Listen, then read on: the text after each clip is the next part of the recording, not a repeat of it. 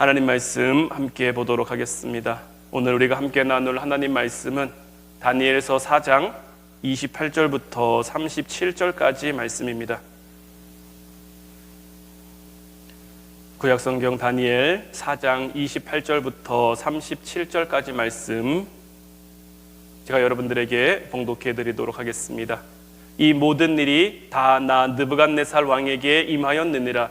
12달이 지난 후에 내가 바벨론 왕궁 지붕에서 거닐새 나 왕이 말하여 이르되 이 큰 바벨론은 내가 능력과 권세로 건설하여 나의 도성으로 삼고 이것으로 내 위엄의 영광을 나타낸 것이 아니냐 하였더니 이 말이 아직도 나 왕의 입에 있을 때에 하늘에서 소리가 내려 이르되 느부갓네살 왕아 내게 말하노니 나라의 왕위가 내게서 떠났느니라. 내가 사람에게서 쫓겨나서 들짐승과 함께 살면서 소처럼 풀을 먹을 것이요 이와 같이 7대를 지내서 지극히 높으신 이가 사람의 나라를 다스리시며 자기의 뜻대로 그것을 누구에게든지 주시는 줄을 알기까지 이르리라 하더라. 바로 그때에 이 일이 나 느부갓네살에게 응함으로 내가 사람에게 쫓겨나서 소처럼 풀을 먹으며 몸이 하늘이슬에 젖고 머리털이 독수리 털과 같이 자랐고 손톱은 새 발톱과 같이 되었더라. 그 기한이 참에 나 느부갓네살이 하늘을 우러러 보았더니 내 총명이 다시 내게로 돌아온지라. 이에 내가 지극히 높으신 이에게 감사하며 영생하시는 이를 찬양하고 경배하였나니 그 권세는 영원한 권세요 그 나라는 대대에 이르리로다. 땅의 모든 사람들을 없는 것 같이 여기시며 하늘의 군대에게든지 땅의 사람에게든지 그는 자기 뜻대로 행하시나니 그의 손을 금하든지 혹시 이르기를 내가 무엇을 하느냐고 할 자가 아무도 없도다. 그때 내 총명이 내게로 돌아왔고 또 내 나라의 영광에 대하여도 내 위엄과 광명이 내게로 돌아왔고 또 나의 모사들과 관원들이 내게 찾아오니 내가 내 나라에서 다시 세움을 받고 또 지극한 위세가 내게 더하였느니라. 그러므로 지금 나 느부갓네살은 하늘의 왕을 찬양하며 칭송하며 경배하노니 그의 일이 다 진실하고 그의 행하심이 의로우심으로 교만하게 행하는 자를 그가 능히 낮추심이라. 아멘. 벌써 20일 기도의 마지막 주가 시작이 됐습니다. 이제 5시간 남았는데 이 5시간 동안 우리가 어떤 부분을 좀 살펴보길 원하느냐. 오늘 이 시간에는 교만에 대한 말씀을 좀 함께 나누고자 합니다. 왜냐하면 우리가 믿음으로 우리의 삶을 채워감에 있어서 가장 큰 걸림돌이자 우리를 가장 잘 넘어지게 하는 것이 바로 이 교만의 문제이기 때문이에요.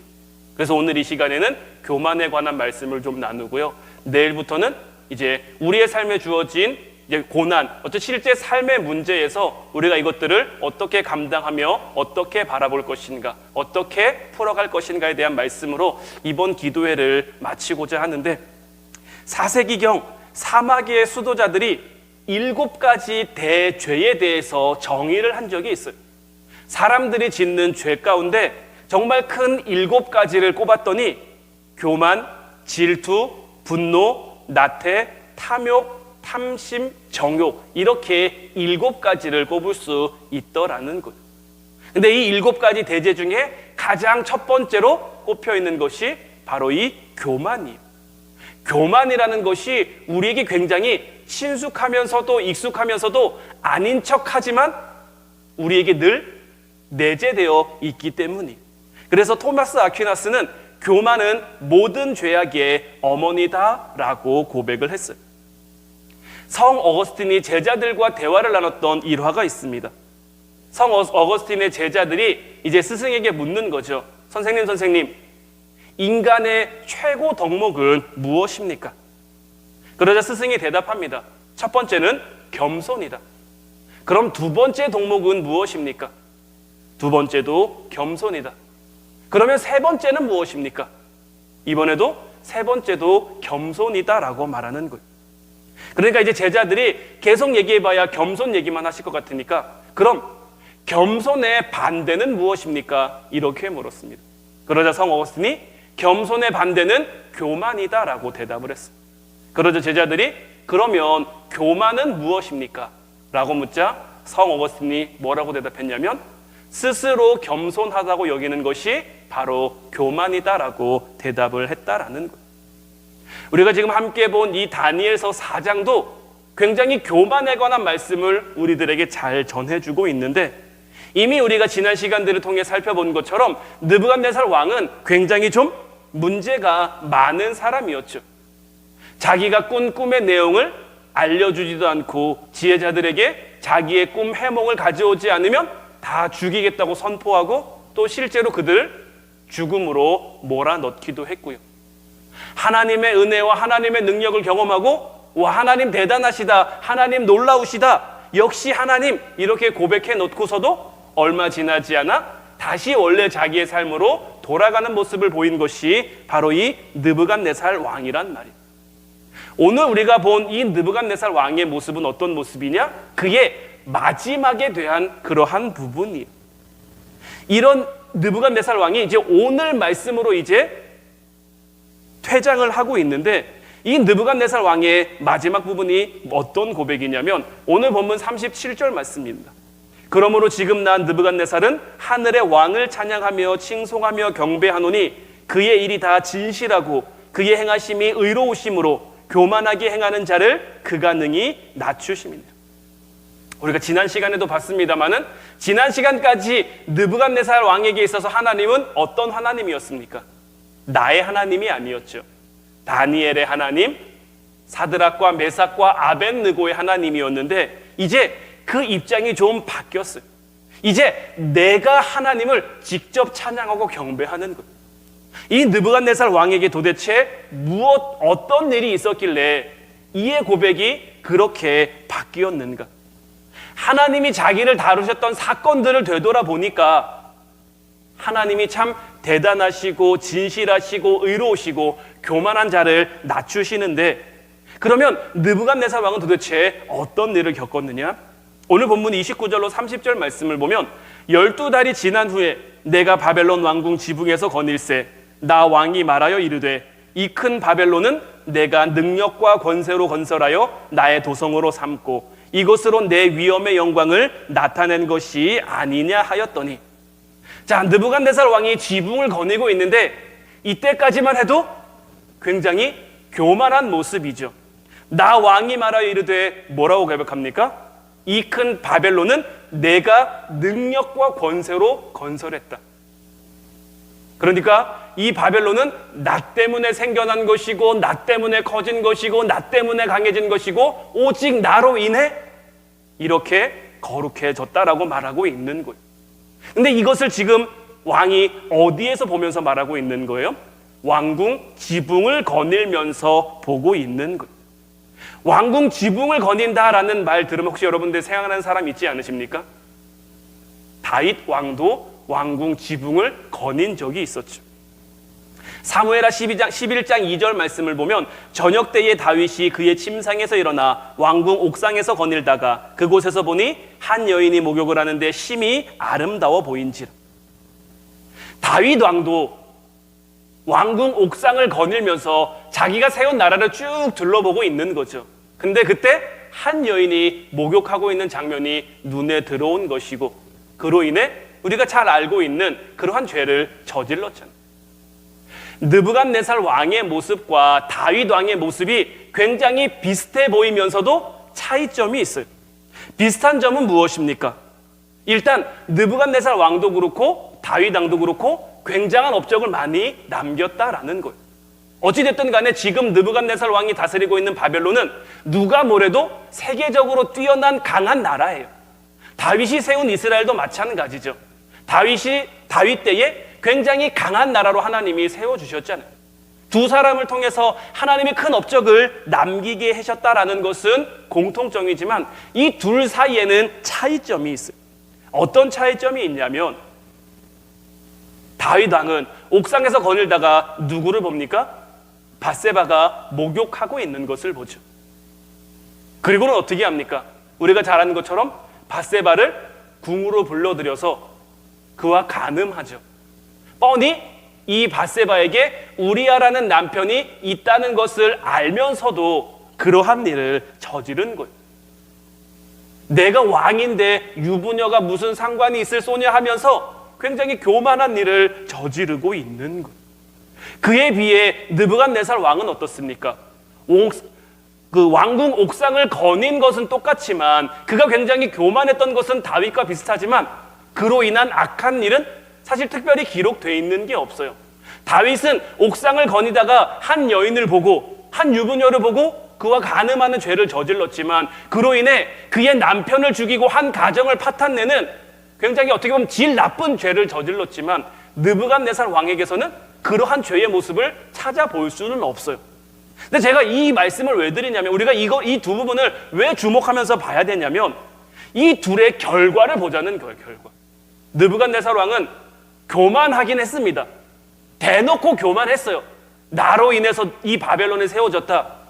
근데 교만함이 끝이었고 그로 인한 뭐 다른 죄, 누구를 죽였다든지 누구를 해코지했다든지 뭐 간음을 했다든지 이런 얘기는 없어요.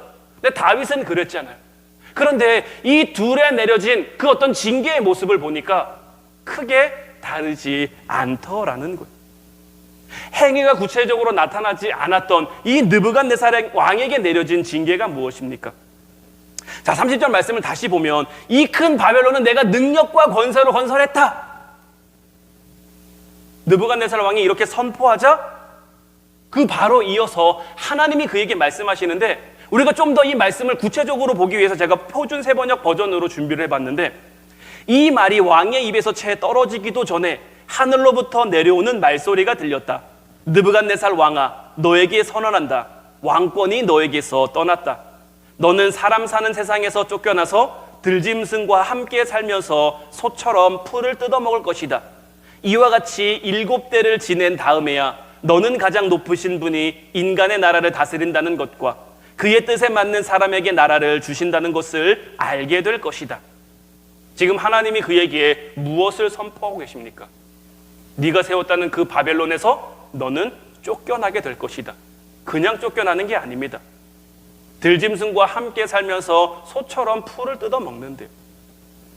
한마디로 미친 사람으로 만들어 버리시겠다라는 거예요. 이렇게 몇 대를 지나야 된다라는 거예요. 7회를 지날 동안 그는 정신 나간 사람처럼 들에서 짐승과 함께 풀을 뜯어먹으면서 살게 될 거다라는 거죠. 이어서 33절 말씀 보면 바로 그 순간에 이 말이 느부갓네살 왕에게 이루어져서 그가 사람 사는 세상에서 쫓겨나서 소처럼 풀을 뜯어먹었으며 몸은 하늘에서 내리는 이슬에 젖었고 머리카락은 독수리 깃털처럼 자랐으며 손톱은 새의 발톱같이 자랐다. 느부갓네살 왕의 모습이 상상이 되어지십니까? 머리는 산발하고 옷은 그냥 밖에서 막 뒹구는 거예요. 손톱이고 이런 데고 하나도 정돈하지 않아서 그냥 광인의 모습이 바로 이 느부갓네살 왕의 모습인 거예요. 얼마 전까지는 정말 강한 나라, 세계적으로 강한 나라의 가장 정점에 서 있는 왕이었는데 내가 이 바벨론을 세웠다. 굉장히 권위와 위엄을 가진 사람이었는데 한순간이 지나자 그가 그냥 미치광이로 전락해버리는 거예요. 내면의 교만을 품었을 뿐이에요. 다윗처럼 뭐 어떤 행악을 한 것이 아니에요. 하지만 다윗이나 느부갓네살 왕이나 똑같이 하나님의 징계를 받았다라는 데 우리는 초점을 맞출 수 있어야 되는 거예요. 우리는 이것을 또 두려워할 수 있어야 되는 거예요. 어떤 의미에서 우리는 아직 하나님의 징계를 받지 않은 상태일 수도 있는 거예요. 내 안에 교만이 있을지언정 아직 그것을 드러내지 않았을 뿐인지도 모르는 거예요. 그런데 이제 우리가 무엇을 두려워해야 됩니까?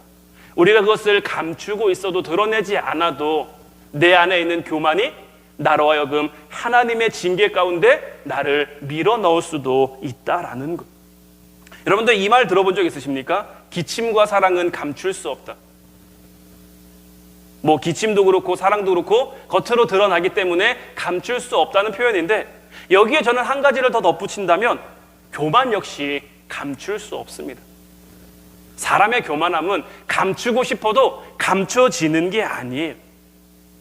오늘 본문 29절 30절 말씀에서도 이 느부갓네살 왕이 자기의 교만함을 드러냄에 있어서 뭐라고 말하느냐? 내가를 굉장히 강조합니다. 내가 바벨론 왕궁 지붕에서 거닐고 있어요. 내가 능력과 권세로 이 왕궁을 건설했어요. 그러고서 이것으로 내 위엄을 삼았어요. 근데 이런 내가로 느부갓네살왕은 자기를 드러내고 있죠. 근데 또 성경을 보면 반대로 이 내가라는 말로 자기를 겸손한 척 포장하려고 했던 사람이 있어요. 그 사람이 누구냐면 바로 사울 왕이에요. 사무엘상 15장 24절로 25절 말씀을 보면 사울이 사무엘에게 이르되 내가 범죄하였나이다. 내가 여호와의 명령과 당신의 말씀을 어긴 것은 내가 백성을 두려워하여 그들의 말을 청종하였음이니이다. 청하오니 지금 내 죄를 사하고 나와 함께 돌아가서 나로 하여금 여호와께 경배하게 하소서 하니. 이 말씀의 배경은 그겁니다. 이제 전쟁을 앞두고 전쟁에 나가야 되는데 사무엘이 기한이 차도록 오질 않는 거예요. 조급한 마음에 군사들은 동요하고, 그래서 그도 기름 부음 사람이고 나도 기름 부음 받은 사람이고 내가 대신 제사를 드리겠다. 그 제사를 드렸어요. 그랬더니 이제 사무엘이 와서 이제 사울을 질책한 거죠. 그러자 이 사울 왕이 사무엘에게 한 거예요. 이 고백만 보면 굉장히 겸손한 고백 같아요. 내가 범죄했습니다. 내가 여호와의 명령과 당신의 말씀을 어겼습니다. 내 죄를 사하고 내가 여호와께 경배하게 하소서. 굉장히 겸손해 보이긴 하지만 이 사울의 본심이 언제 드러납니까? 15장 30절 말씀을 보면 사울이 이르되 내가 범죄하였을지라도 이제 청하옵나니 내 백성의 장로들 앞과 이스라엘 앞에서 나를 높이사 나와 함께 돌아가서 내가 당신의 하나님 여호와께 경배하게 하소서 하더라. 사울이 어떤 마음을 품었는지 여기에서 드러나고 있는 거죠. 내가 죄를 지었습니다. 내가 범죄했습니다 하면서 겸손한 척 했지만 그 안에는 나를 높이고 싶은 그 교만한 마음이 내재되어 있었던 거예요. 사울 왕이 망한 이유, 사울 왕이 하나님으로부터 버림을 받은 이유가 뭘까요? 사울 왕은 왜 버림을 받았을까요? 그가 사무엘 대신 제사를 드렸기 때문에 버림을 받았을까요? 순종이 제사보다 낫다고 했죠. 순종이라는 것은 무엇입니까? 순종은 누가 누구에게 하는 것입니까? 윗사람이 아랫사람에게 하는 게 순종이 아닙니다. 순종은 아랫사람이 윗사람에게 하는 겁니다. 내가 순종한다라는 것은 그 사람보다 내가 낫다라는 것을 내 스스로가 먼저 인정하고 납득하고 있어야만 할 수 있는 거예요. 사울 왕은 다른 이유가 아니라 교만해서 망한 겁니다. 교만하기 때문에 하나님께 버림을 받은 겁니다. 처음부터 그런 사람은 아니었죠. 처음에는 겸손한 사람이었지만 그의 자리가 높아지자 그의 자리가 그를 거만하고 교만하게 만든 것. 어떤 의미에서는 이런 정말 어떻게 보면 약간 음흉한 이런 사울 왕의 모습보다 느부갓네살 왕의 어떻게 보면 대놓고 하는 모습이 더 나을 수도 있어요. 왜냐하면 감추다 보면 속이다 보면 결국 누구까지 속이게 되는 거예요? 나 자신까지 속이게 되는 거예요. 내가 겸손하지 않은데 나는 겸손한 사람이다라고 스스로를 속이는 거예요. 대놓고 교만한 사람들은 내가 교만한 것만 깨달으면 그 교만함의 죄를 문제를 가지고 하나님 앞에 나아갈 수가 있어요. 오늘 말씀에서도 느부갓네살 왕이 결국 뭘 깨달았습니까? 자신의 교만함을 깨달았잖아요. 하나님의 치심이 있었지만 그 가운데 자기의 교만함을 깨달았잖아요. 근데 사울 왕은 어떻습니까? 끝까지 자기의 교만함을 깨닫지 못해요. 늘 자기는 억울한 사람이고 자기를 피해본 사람이고 자기가 교만하기 때문에 버림받았다는 것을 인정하지 못하는 그러한 모습인 거죠. 이런 의미에서 우리가 교만과 관련해서 꼭 기억해야 할 두 가지가 있는데, 첫 번째는 기록된 말씀으로 교만을 물리쳐야 한다라는 거예요. 지금 우리가 살펴보고 있는 이 말씀의 내용은 느부갓네살 왕의 교만과 그 교만으로 인해서 그가 겪어야 했던 그 고난의 내용인데, 하나님께서 이와 같은 말씀들을 기록하신 이유가 뭘까요? 하나님은 지금 우리가 보고 있는 것은 다니엘서잖아요. 그렇죠? 우리가 지금 1장부터 4장까지 다니엘서를 봤는데 다니엘 얘기가 많이 나옵니까? 느부갓네살 왕 얘기가 많이 나옵니까? 여기까지만 보면 누가 주인공인지 잘 모르겠어요. 다니엘이 주인공인지 느부갓네살 왕이 주인공인지 잘 모르겠어요. 다니엘 선대. 왜 하나님께서는 굳이 우리가 알지 않아도 될 이방 왕이잖아요. 다니엘처럼 믿음 좋은 사람 얘기, 신앙 좋은 사람 얘기 우리에게 들려주면 그게 더 유익하고 더 좋을 것 같은데, 그렇지 않은 느부갓네살 왕의 모습을 우리들에게 보여주고 들려주시는 이유가 뭐냐? 그를 통해서 우리로 하여금 깨달으라라는 것. 성경이 참 대단한 책인 것은 뭐냐면, 다른 수많은 위인 전기들이나 어떤 이런 것들을 보면 업적을 이렇게 높이는 데만 좀 이렇게 돼 있습니다. 그 사람이 잘한 거 좀 미화하고 포장하고 치부는 감추고. 그런데 성경은 그렇지 않습니다. 원색적으로 그들의 잘못, 노골적으로 다 드러냅니다. 그들이 뭘 잘못했는지, 뭘 실수했는지. 다윗 왕의 이야기를 하면서 다윗 왕이 하나님 앞에 온전한 사람이잖아요. 하나님 마음에 합한 사람이잖아요. 그러면 좋은 모습만 보여줄 수 있는데 그가 가정을 깨뜨리고 간음하고 범죄한 얘기, 이러한 것들을 왜 기록하고 있는 걸까? 다니엘의 이야기만 들려줘도 되는데 느부갓네살 왕의 이야기를 들려주는 것은 그를 통해서 우리가 깨닫기를 하나님께서 원하시는 거예요. 하나님은 단순히 그 시대의 사건을 우리들에게 들려주시는 것이 아니라 그 시대의 사건을 통해서 오늘날을 살아가고 있는 우리들이 깨닫고 다시 하나님께로 돌이키기를 바라고 있는 거예요. 그 기록되어진 말씀을 통해서 우리의 삶을 되돌아보고 우리의 삶을 점검할 수 있어야 하는 것. 예수님께서 공생의 사역을 시작하시기 전에 40일 동안 금식하셨습니다. 40일을 금식하고 난 후에 사단이 그에게 나타나서 3가지를 시험하죠. 첫 번째는 돌로 하여금 떡덩이가 되게 하라. 두 번째는 높은 곳에 가서 뛰어내려라. 나에게 엎드려 절하고 경배해라. 이와 같은 시험에 우리 주님께서는 그 시험을 어떻게 이겨내십니까? 마태복음 4장 4절, 마태복음 4장 7절, 마태복음 4장 10절 말씀을 보면 다 기록되었으되, 기록되었으되, 기록되었으되, 기록되어진 말씀, 하나님께서 주신 그 말씀을 통해서 사단을 물리치셨다라는 것을 우리가 알 수 있는 것. 교만의 문제도 마찬가지입니다. 사단이 우리를 넘어뜨리려고 할 때, 사단이 우리를 유혹할 때 그냥 사단 저리 가, 예비 이렇게 한다고 사단이 물러가겠습니까? 우리 사단은 그렇게 호락호락한 그러한 존재가 아니에요. 우리가 그를 무찌르기 위해서는 우리에게 말씀이 있어야 되는 거예요. 하나님이 주신 말씀으로만, 말씀의 힘과 능력과 권세로만 우리는 이것을 이겨낼 수 있는 거예요. 제가 왜 매일 여러분들에게 말씀 묵상해야 됩니다, 붙들고 기도해야 됩니까? 계속 강조하고 또 강조하고 또 강조하겠습니까? 말씀이 우리의 삶에 있어야 되는 거예요. 우리가 밥 안 먹으면 배고픈 것처럼, 밥 안 먹고 배고프면 기운이 없는 것처럼 우리의 영도 마찬가지예요. 우리의 영이 밥을 먹지 못하면 우리의 영도 기운이 없어요. 우리의 영이 기운이 없으면 딱 좋은 사단의 먹잇거리가 될 수밖에 없는 거예요. 그래서 우리는 끝없이 말씀을 공급받고 말씀을 공급받고 말씀을 공급받을 수 있어야 되는 거예요. 이제 늘 말씀을 가까이 하며 살아가는 여러분들 되시기를 주님의 이름으로 축원해 드립니다. 두 번째는 뭐냐? 말씀이 들리는 것이 겸손이다라는 거예요. 다윗 말씀을 우리가 다윗 얘기를 했는데, 다윗이 옥상을 거닐고 있었어요. 한 여자를 봤어요.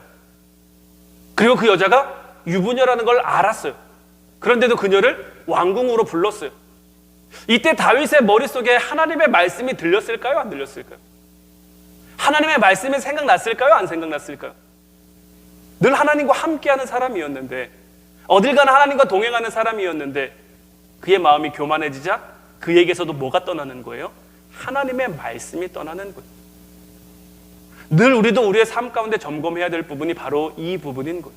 내가 무언가를 할 때에 내가 하나님의 말씀을 듣고 있는가? 다니엘을 하나님이 인정하시는 것, 물론 그가 똑똑하고 지혜롭고 총명한 사람이면 틀림없습니다.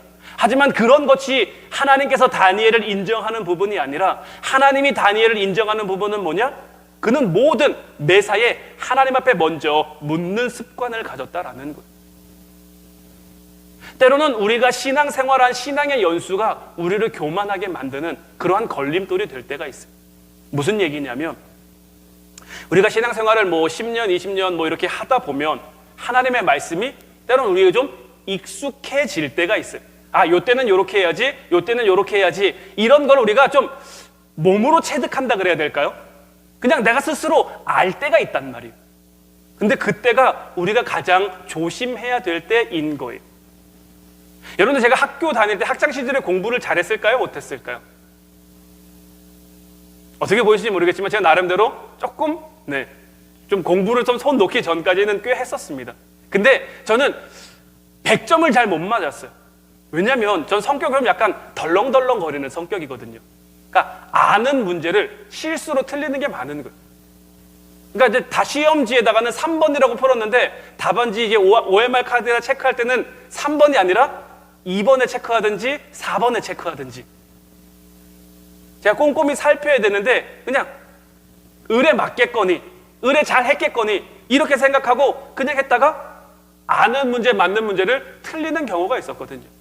하나님 앞에 교만의 문제가 바로 이런 부분이에요. 우리가 신앙생활을 좀 이렇게 하다 보면 좀 익숙한 것, 그냥 내가 할 수 있는 것들, 내가 감당할 수 있는 것들, 그럼에도 하나님 앞에 물어야 함에도 불구하고 때로는 하나님이 우리에게 침묵으로 응답하실 때도 있지만 아무 음성도 들려주지 않을 때도 있지만 그래도 우리가 하나님 앞에 늘 묻는 습관을 가져야 되는데 묻기도 전에 내가 이미 정해놓고 내 마음대로 이렇게 해버릴 때가 있다라는 거죠. 이러한 부분이 우리를 걸려 넘어지게 할 수 있는 거예요. 여러분들은 인생에서 어떤 문제에 부딪힐 때마다 바로바로 해결을 할 수 있는 그러한 능력을 가진 사람인지, 아니면 그럼에도 시간을 내서 하나님 앞에 묻는 사람인지, 우리는 이 부분을 좀 명확하게 좀 이렇게 파악할 필요가 있는 거예요. 바라기는 저는 우리 화운교회 모든 성도님들이 다니엘처럼 하나님 앞에 늘 묻는 습관을 가질 수 있었으면 좋겠어요. 우리가 하나님 앞에 물으면 너무 쉬운 문제라고 할지라도, 너무 간단한 문제라고 할지라도 그 문제 앞에서도 우리가 하나님 앞에 물으면 하나님께서는 우리가 생각했던 것, 우리가 기대했던 것보다 더 좋은 길, 더 놀라운 길을 열어주실 수도 있고, 우리가 쉬운 문제에서부터 먼저 하나님 앞에 물어버릇해야 어려운 문제 앞에서도 하나님 앞에 물을 수가 있는 것. 습관이라는 것, 기도하는 습관, 말씀 보는 습관, 하나님 앞에 나가는 습관, 이런 습관은 굉장히 무서운, 나쁜 습관도 굉장히 무섭지만 좋은 습관도 우리에게 굉장히 무서운 것이 될 수 있다라는 것. 항상 하나님을 의뢰해서, 하나님 말씀을 의지해서 말씀으로 인생을 풀어나가는 저와 여러분들 될 수 있기를 주님의 이름으로 축원해 드립니다. 이제 우리 찬양하고 같이 기도하길 원하는데, 오늘 이 시간에는 우리 원하고 바라고 기도합니다. 정말 이 찬양의 가사에 여러분들의 마음과 고백을 담아서 우리가 이 세상을 살아가는 동안에 무엇을 의지할 수 있겠습니까? 하나님밖에는 우리에게 의지할 분이 없는 거예요. 내가 아무리 힘이 많아도, 내가 아무리 능력이 많아도 하나님만 하겠습니까? 이제 우리가 오늘 기도할 때에 하나님, 이제 우리의 모든 것을 하나님 앞에 맡기겠습니다. 쉬운 부분부터 어려운 부분까지 다 하나님께 맡기겠사오니 우리의 마음을 겸손하게, 겸손할 수 있도록 하나님의 말씀을 우리에게 허락해 주셔서 그 말씀 가운데 살아가는 저희들 되게 하옵소서. 우리 찬양하고 같이 기도하도록 하겠습니다.